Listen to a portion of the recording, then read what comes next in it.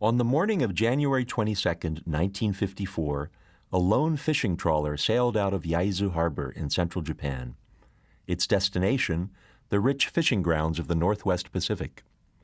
For the 23 hard-working men aboard, a bountiful catch of tuna could mean the difference between a season of plenty for themselves and their families or yet another lean spring. As if to beckon the favor of the gods, the ship had been named the Daigo Fukuryu Maru, meaning Lucky Dragon number 5. Lucky it would not be. By 1954, the Cold War was in full swing. Both the United States and the Soviet Union now possessed the hydrogen bomb. This megaweapon packed a destructive punch far more powerful than the atomic bomb, which had leveled the Japanese cities of Hiroshima and Nagasaki just 9 years earlier. Testing grounds for the U.S. nuclear program lay, ironically, right on Japan's doorstep, in the Marshall Islands, turning a lonely atoll named Bikini into a household name. On March 1, 1954, at 6:45 in the morning, crew members of the Lucky Dragon witnessed a sight they would never forget. The western horizon lit up in flame as if the sun had risen in the wrong part of the sky. 8 minutes later, a thunderous boom again coming from the west, the direction of Bikini Island. Later still, whitish-gray cinders began to rain down from the sky. As the alarmed fishermen pulled in their nets to leave the area, the ash coated the deck of the ship so thickly that some of the men began scooping it into bags with their bare hands.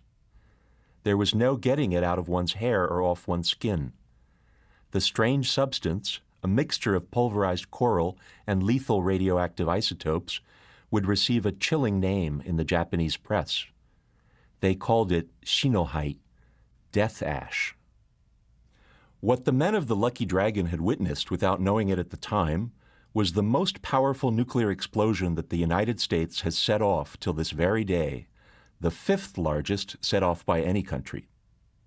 Codenamed Castle Bravo, the gigantic blast was one in a series of tests aimed at developing a new generation of hydrogen bombs. Unleashing 15 megatons of destructive energy, Castle Bravo turned out to be nearly 3 times more powerful than experts had predicted, enough to flatten 1,000 Hiroshimas or Nagasakis. To make matters worse, changing wind patterns drove the resulting fallout far beyond the perimeter of the testing area.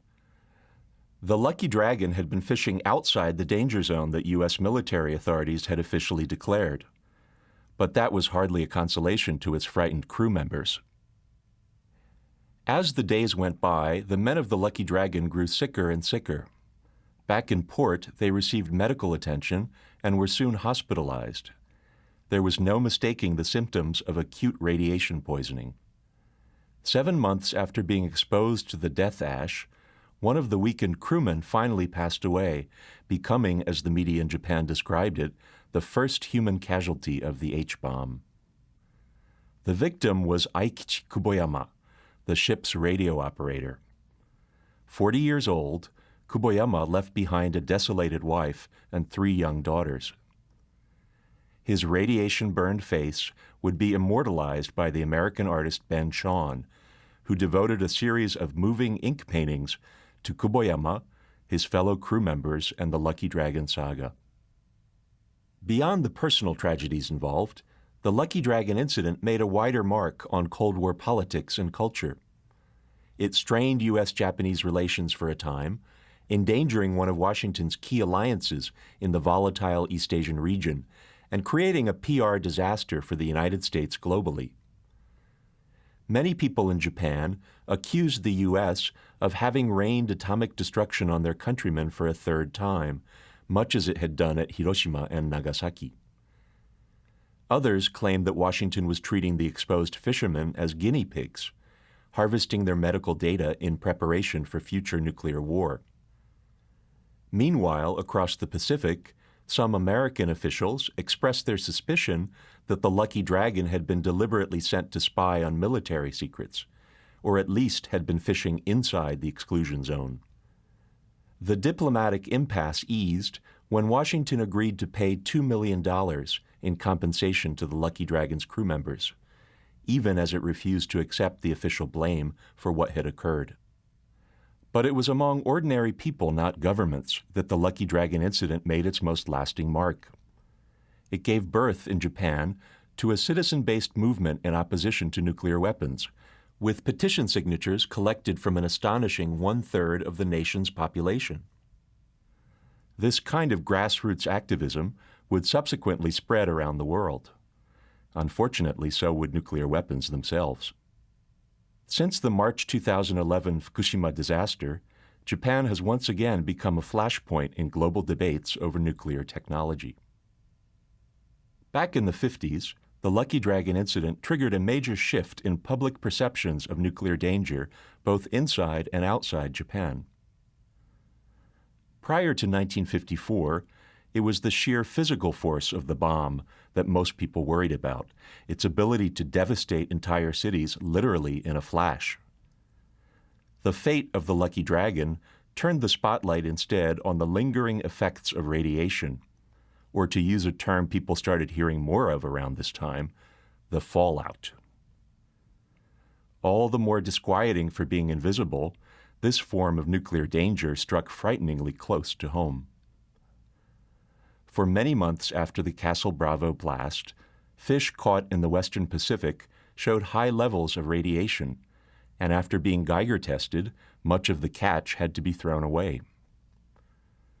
Consumers stopped eating fish, prices fell, importers canceled contracts, and fishermen saw their livelihoods, if not their lives, endangered.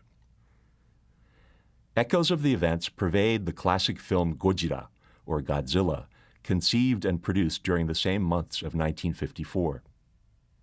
In one of its scenes, a character refers explicitly to, quote, atomic tuna. As others have noted, the making of that film can itself be seen as part of the fallout from the Lucky Dragon incident.